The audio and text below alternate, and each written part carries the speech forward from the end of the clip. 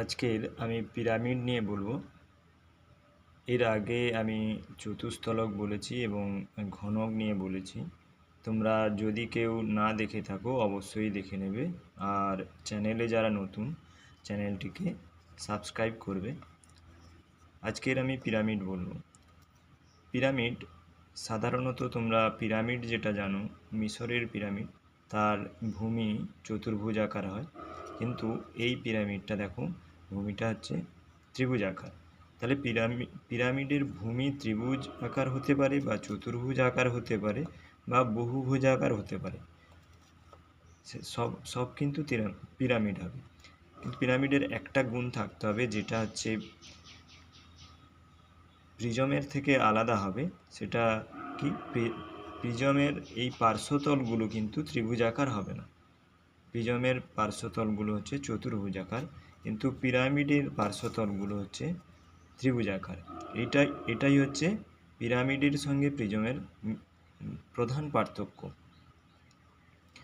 আচ্ছা, এরপরে আসি পিরামিডের তল সংখ্যা কটা আছে। দেখো পিরামিডের তল সংখ্যা, এই পিরামিডটার যে পিরামিড ভূমিটা ত্রিভুজ আকার, তার তল সংখ্যা কটা আছে।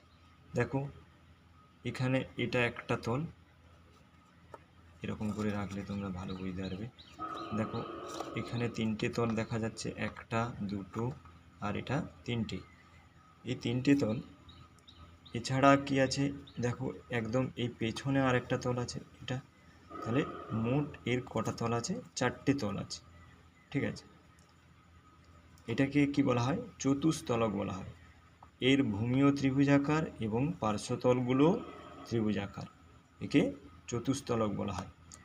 তাহলে তল সংখ্যা এর চারটে আছে।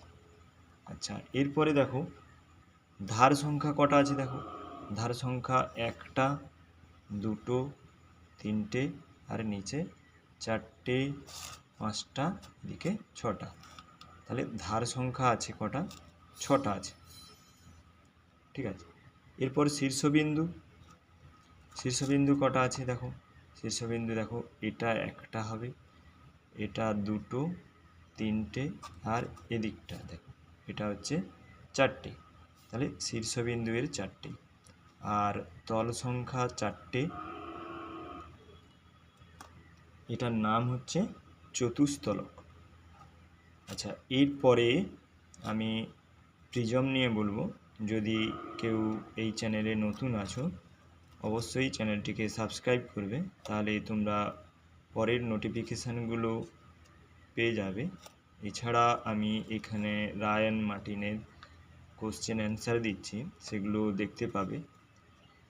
তো তোমরা অবশ্যই সাবস্ক্রাইব করবে এবং ভিডিওটি দেখার জন্য ধন্যবাদ।